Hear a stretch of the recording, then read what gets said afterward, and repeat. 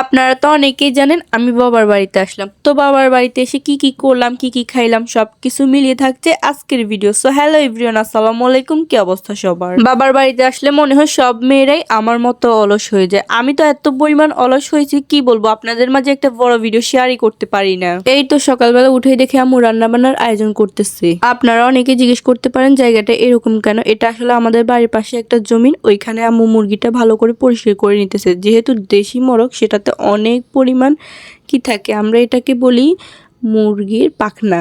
আপনারা কি বলেন? আর এইদিকে জায়ানকে একটু রোদের মধ্যে ছেড়ে দিলাম। তারা দুই ভাই অনেক দুষ্টামি করতেছে। জায়ান তো গ্রামে এসে অনেক খুশি। সে একবার হাঁস দৌড়াইতেছে, একবার মোরগ দৌড়াইতেছে। আসলে সে কখনো এগুলো চোখের সামনে দেখে নাই, তো সেই জন্য। যাই হোক, বাদাগুলো ছেড়ে দিলে যা হয় আর কি। সবাই কিন্তু মাশাল্লাহ বলতে ভুলবেন না। আর গ্রামের দিকে কিন্তু অনেক ঠান্ডা পড়ছে, আমারও কিন্তু ঠান্ডা লেগে গেছে। আর এইদিকে আম্মু নাস্তা খাওয়ার জন্য ডাকাডাকি করছিল। নাস্তায় ছিল গরুর মাংসের কালাবোনা এবং পরোটা। আর মায়ের হাতের রান্না নিয়ে তো কিচ্ছু বলার নাই, মায়ের হাতের রান্না অলওয়েজ বেস্ট। আমার মায়ের হাতের রান্নার মধ্যে সবচাইতে বেশি মজা লাগে গরুর মাংসটা।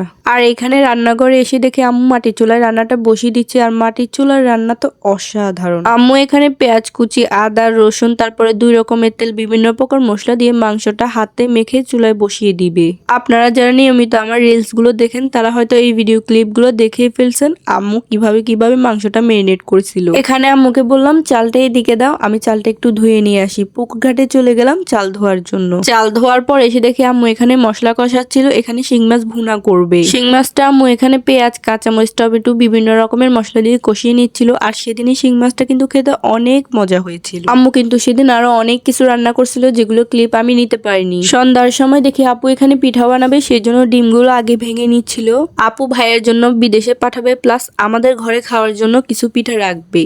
প্রথমে আপু এখানে ডিম ভেঙে নিল, তারপর দিয়ে দিল পরিমাণ মতো চিনি। এবার চিনির সাথে ডিমগুলো খুব ভালোভাবে মিক্স করে নিবে। এই তো মিক্স করা হয়ে গেছে। আর আপু এইদিকে বসে পিঠাগুলো কেটে নিচ্ছিল। এই পিঠার মধ্যে ডিম আর চিনি পারফেক্ট হলে খেতে খুব মজা লাগে। এই পিঠাগুলোকে আপনারা কে কি নামে চিনেন? আমরা ডিমের পিঠা বলে থাকি। আর এই পিঠাগুলো খেতে কিন্তু খুবই মজা।